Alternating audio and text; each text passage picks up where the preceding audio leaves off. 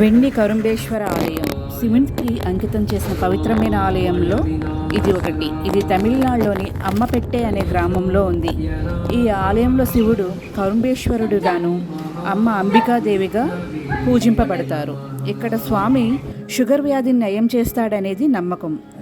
ఆలయంలో ప్రధాన లింగం చెరుకు కాడలతో చేయబడి ఉంటుంది. అందుకే దీన్ని కరుంబేశ్వరుడు అంటారు. కరుంబు అంటే చెరకు. ఈ ఆలయం దాదాపు 5000 సంవత్సరాల పురాతనమైనదిగా చెబుతారు. మరియు శ్రీకృష్ణుడు స్వయంగా శివలింగాన్ని ప్రతిష్ఠించాడని నమ్ముతారు. ఈ ఆలయం ఉన్న ప్రాంతం పూర్వం చెరకు మరియు నందివర్ధనం చెట్లతో కప్పబడి ఉండేదట. ఈ ఆలయం తమిళ శైవులైన నాయనార్ల ద్వారా కీర్తింపబడిన 275వ పాదల్ పెట్రస్థంలో ఒకటి. కరికాల సోలన్ అనే రాజు దీన్ని పునర్నిర్మించారు. ముసుకుండ చక్రవర్తి ద్వారా ఈ ఆలయం మొట్టమొదటిగా కనుగొనబడినది. షుగరు వ్యాధితో బాధపడే భక్తులు ఇక్కడ స్వామి పాదాల చెంత చక్కెరను సమర్పిస్తారు. ఈ ఆలయంలో శివలింగం చెరకుకాడు గుత్తి రూపంలో ఉంటుంది.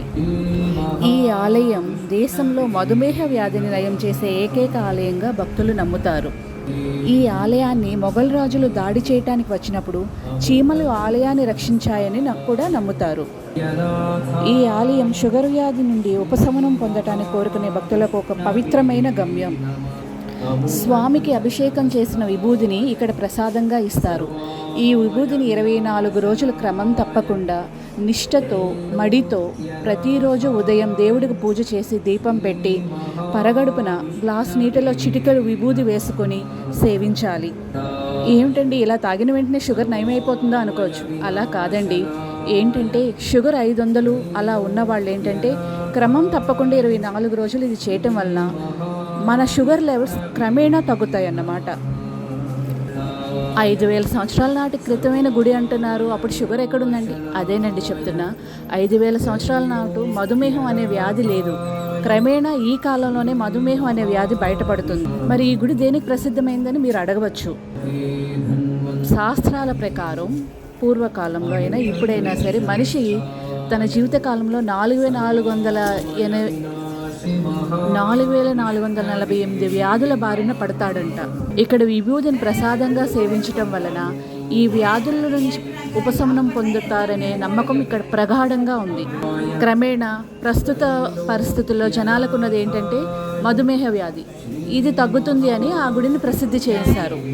తగ్గుతుంది లేదా అని పక్కన పెడితే ఏదైనా మన నమ్మకం, మన క్రమశిక్షణ, మనం తీసుకునే జాగ్రత్తల మీదే మన ఆరోగ్యం ఆధారపడి ఉంటుందండి.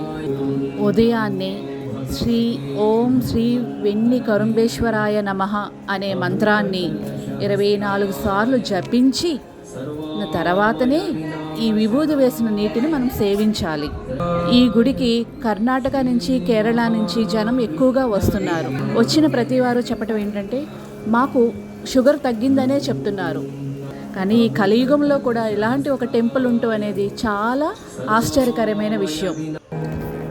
మన శరీరంలో మనం చేసే ధ్యానం వలన చక్రాలు యాక్టివేట్ అవుతాయి. అందులో ముఖ్యంగా మణిపూరక చక్రం అనేది మన శరీరంలో ప్యాంక్రియాస్ అండ్ అటినల్ గ్లాండ్ను యాక్టివేట్ చేస్తుంది. ఈ మణిపూరక చక్రం యాక్టివేట్ అవటం వలన ప్యాంక్రియాస్ అండ్ అటినల్ గ్లాండ్ మీద పనిచేయటం వలన ఇవి రెండు మన బ్లడ్ షుగర్ లెవెల్స్ని కంట్రోల్ చేస్తాయి. దానికి అనుగుణంగానే మన భారతదేశంలో ఉన్న టెంపుల్స్ ఒక్కొక్క వ్యాధికి నయం చేయటానికి ఇదవుతుందని శాస్త్రాలు చెబుతున్నాయి.